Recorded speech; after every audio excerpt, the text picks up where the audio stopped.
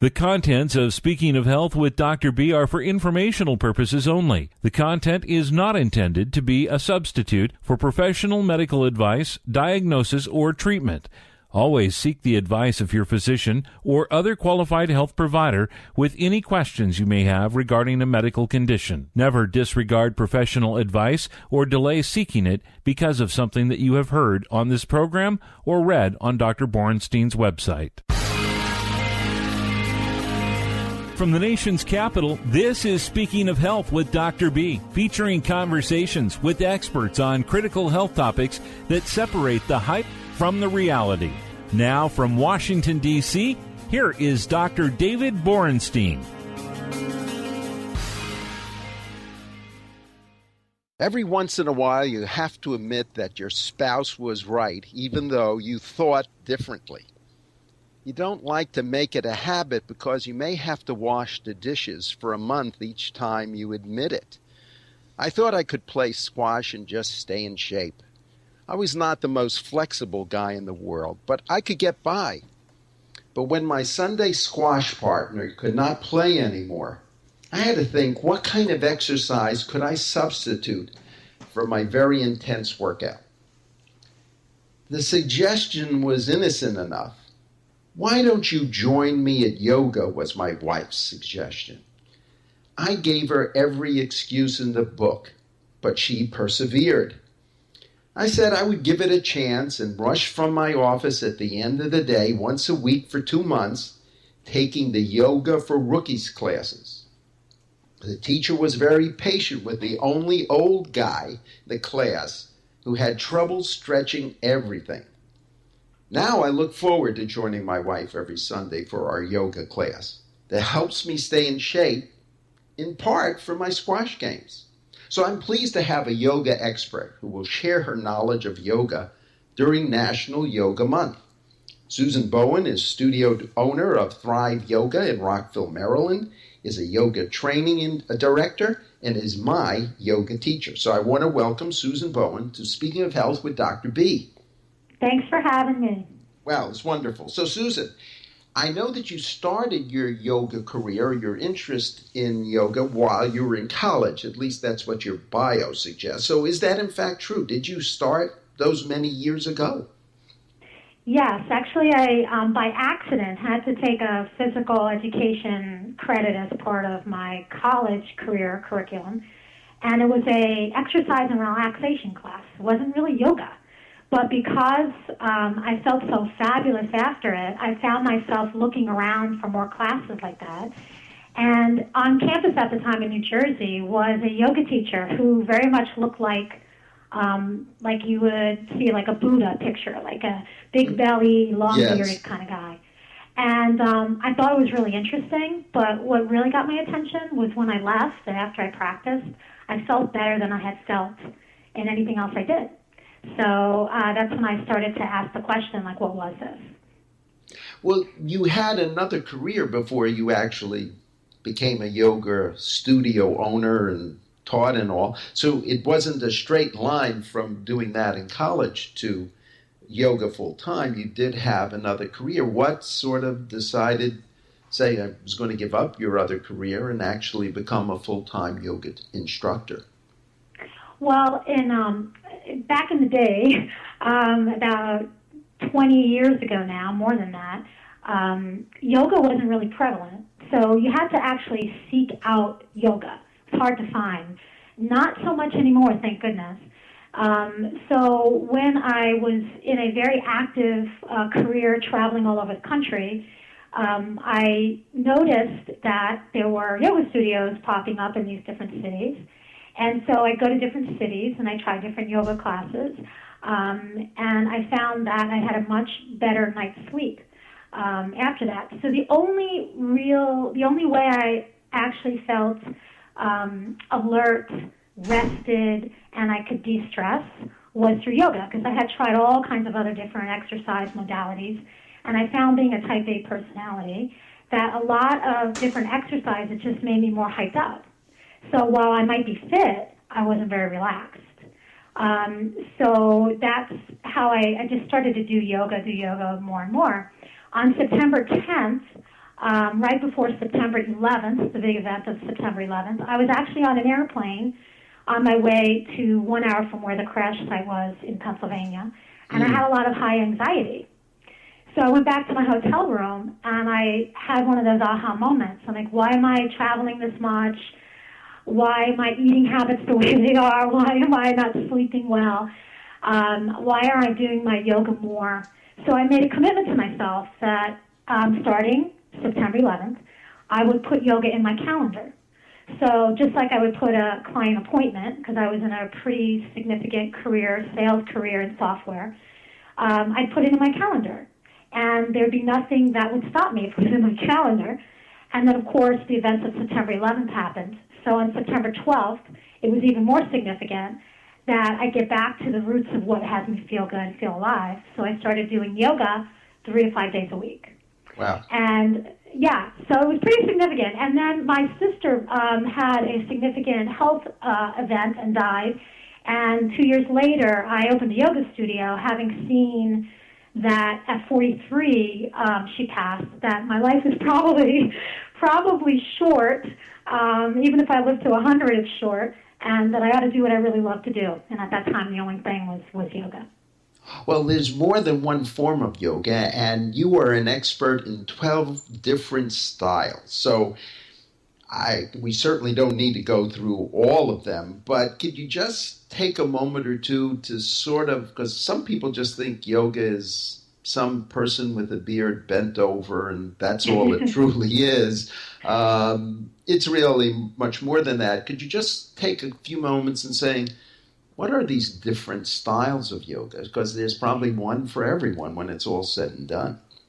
Sure. Americans have done have contributed to yoga in a lot of wonderful ways. What I've seen over the last 20 years is a few different phases. So yoga was a very structured way of teaching in specific styles and lineages. What I've seen recently is a lot of fusion. And just like your favorite restaurant is Asian fusion or like Italian, Greek fusion, right? That's very popular nowadays in a lot of different areas. I'm seeing a lot of the benefits of the yoga tools and how yoga tools are put together and sequenced, and I call it kind of a yoga fusion. So Americans have contributed by mixing together lots of different movement modalities and yoga styles in one yoga class. There are specific styles that you focus differently.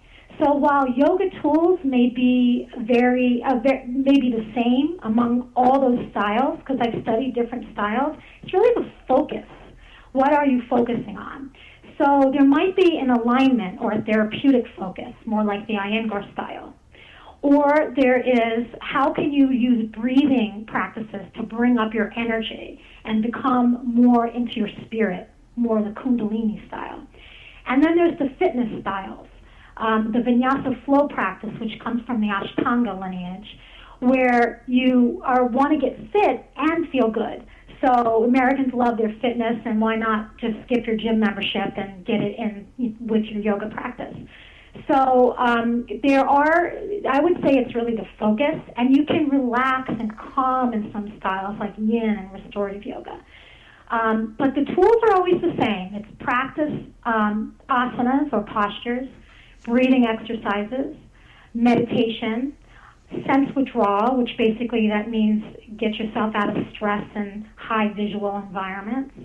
And your sense of spirit or soul, like how can you come in and have some solitude. So the tools and what you get out of yoga are the same across all those different styles. It's just the focus. Well, you certainly described something that is very important. I think you talked both about the physical and mental component of yoga. Do you believe them to be equally important, or depending on the style, one may be a little bit more, have a greater emphasis than the other, but at some point, both are being affected by your practice? One of my favorite yoga philosophies is that you have 3 different levels of body, but they're all integrated into the you that you are. And if you do a tool or go to a yoga class or do a meditation class and you tap the mental or you tap the physical, you tap everything else. Just like you probably see in your patients, if there's something in one part of the body, it's not just in one part of the body. It does affect other parts of the body, who you are. So if you have an injury, you might feel sad about it. So your emotional body is affected by your physical. So I believe that a well-rounded class is best because then you tap all the different students you have in your class and what they're coming for.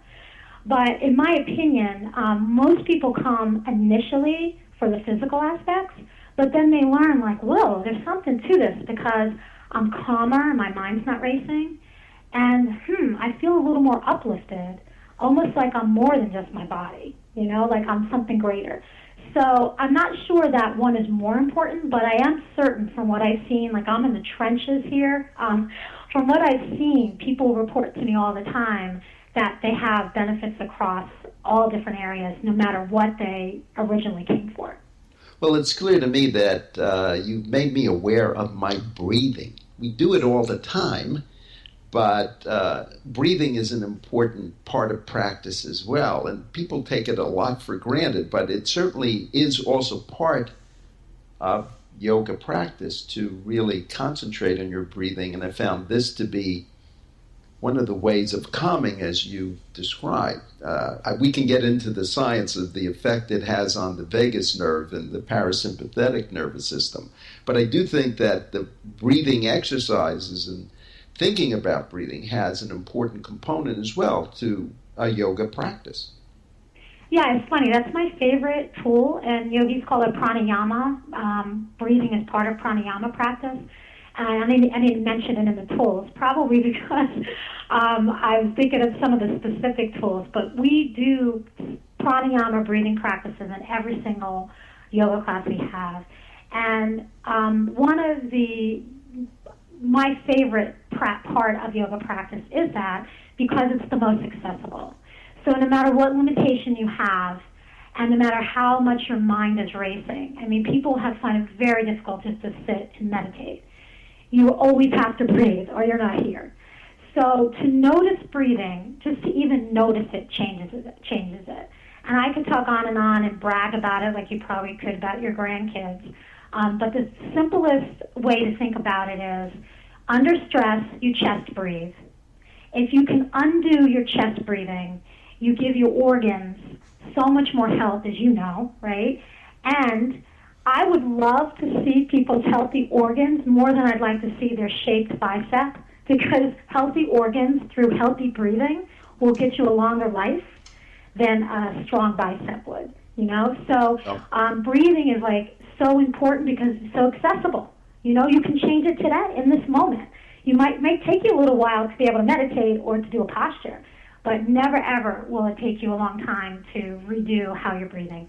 Well, maybe at the end of the program, we'll ask you how to teach us how to breathe. But before that, at the beginning of the show, I sort of shortchanged your introduction because you've taught at conferences at the National Institutes of Health. You keynoted the NIH Yoga Week, the NIH Core Week, the NIH Heart, Lung, and Blood Institute's mentorship program, and their employee wellness program. So what did the NIH realize so that they embraced yoga as part of their wellness program? You were their expert, so we can tell the rest of the country what the NIH learned from your lectures and all. So what was your experience at the NIH in teaching them about yoga? NIH is huge, and the national health or the area of NIH, like the employee wellness program, is different from the science studies, that's actually study yoga. And then they have this really innovative program called the STEP program, which I was a part of, which has been around for about 40 years. It's really their employee training program, which they bring scientists and administrative staff into to just learn about science and being healthier, and it's like in any other employee training program in any other corporation. So I've actually been in NIH in a few different capacities.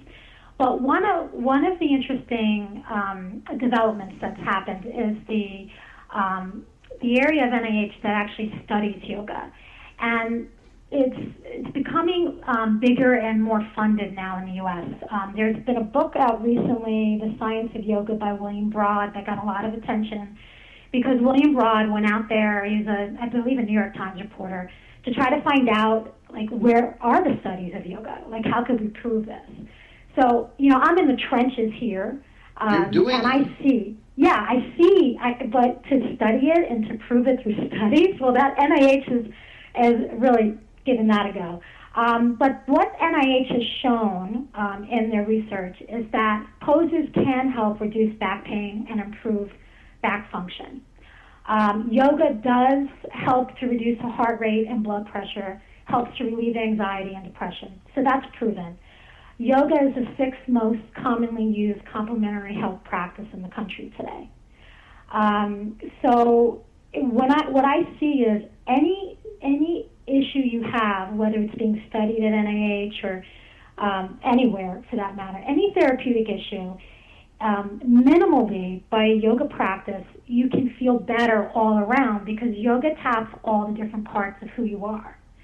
So you don't have to exercise your back maybe because you have a back injury, but if you exercise your hips and your hamstrings as an example, then you'll get relief in your lower back, but you'll also feel better because you're breathing better, your mind's calmer, and you're sleeping better. So NIH is doing a lot of different studies to prove this, but they're also really, the capacity I was in there for, I taught meditation, I taught breathing exercises, I did a seminar on stress reduction, lots of different pockets within NIH. Their employees are even, taking advantage of yoga practices. It's not just the studies at NIH that I've been, keeping my eye on. Sure. Well, at Arthritis and Rheumatism Associates, that's where I worked. We have one of our physical therapists who is an instructor for yoga classes for arthritis patients. So I wanted to get your idea, as you sort of intimated with your last comments about back pain, that even though individuals may have some limitation, it is truly your practice, your individual practice, versus what the room's practice may be. That's a concept that doesn't exist, I understand. But that there are individuals who might think because they may have some limitation, some arthritis, some other kind of injury, that might preclude them from really being practicing yoga. And that's truly not the case, I think you would agree. Yes, absolutely. To strengthen or stretch the muscles around an injury or helps to bring blood flow into an injury or a condition, and that's very helpful. If you're fatigued because you're not as mobile because you have an injury, breathing can help reduce fatigue and bring up your vitality, help you sleep better. If you have anxiety because you're worried about your condition or your injury, calming your mind down, having you feel more centered and grounded will help you feel better overall, your outlook on life and healing. In yoga, some yoga classes, we actually chant. Sound vibration through the body there's a lot of different health benefits that have been studied if you sing or chant. It shows that it actually brings up your mood, so you're less depressed. That's why people sing in the shower when they're happy. Yes. So there are different ways, no matter what your conditions are. That's why yoga is so popular. 13 million people in the U.S. practicing yoga. It's growing in huge, huge ways because it's so accessible, and people don't dread it. It's like I dread going to the treadmill sometimes. Yes. But I don't dread my yoga class. Oh, no, you never do. I know that there are many listeners out there who may not still be convinced that they're still hesitant to try yoga really in any of its forms. So what would you do, since I know you're doing a Yoga for Rookies class, so what would you say to encourage them to try yoga even though they may have some hesitancy, like me, who tend to be a little stiff and maybe thinking that they just couldn't possibly do any of these things? So what would you do to encourage them? Well, we hear that line very often, I'm not flexible, I can't do yoga. And I always love that line when people come in or people call us, because that's the very reason why people do yoga, is because they aren't flexible. But to encourage people to come in, if you practice yoga 2 to 3 times a week for 8 weeks, you will significantly change how you feel. And most people are willing to take you up on that, or they're willing to take us up on that. So if they do like an 8-week rookie class, or they do private sessions, if they feel a little awkward, maybe they haven't exercised in a while, and don't want to just go into this room of people and do something that they're not used to doing, they could do a private session. We have workshops here that help people de-stress, so it's just focused on breathing and stretching so they feel better. But if you try practicing 2 to 3 times a week for 8 weeks, I guarantee there's going to be a different you. And usually people, when they take me up on that, not everybody, I'd be lying if I said everybody, but most people who stick to that find that yoga is for them, and it has made a difference. Well, I want to thank Susan Bowen for sharing her knowledge about yoga and why individuals of all ages should try yoga, particularly those in Montgomery County, Maryland, where they should go to Thrive Yoga on Rockville Pike in Rockville. So I want to end my program with namaste. Namaste. Thank you. Have a great day, Susan. Bye-bye. All right, you too. Bye. They say an old dog can't learn new tricks. That's just not true. I thought for sure that I could never do yoga. I would never enjoy yoga. I would never get any benefit from yoga. I have to admit, I was wrong. I could learn new tricks. What I learned, that is my practice, is mine, not someone else's. I did what I could and did not do what I could not. The women in the class seemed to be pretzels. I wasn't. I seemed to be stronger with certain positions that they couldn't do. Yoga is not a competitive sport. I truly recommend it. Take rookie classes and see what you're capable of if you put your mind and body into it. I think you won't regret it. I think you'll find that it really ends up giving you a new outlook and a new way of doing things. I want to thank Pfizer and Curry Tech Electric Bike Company for their support of Speaking of Health with Dr. B. I hope you'll tune in next time for our new show, where I'll separate the hype from reality. Until then, this is Dr. B wishing you the best of health.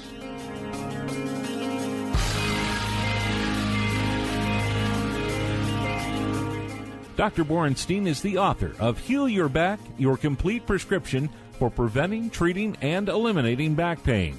As a physician who's achieved success for all of his patients, we invite you to return to check out the library of on-demand programs at drborenstein.com. That's drborenstein.com. There you may also submit email inquiries and link to our Facebook and Twitter feeds. Have a healthy week.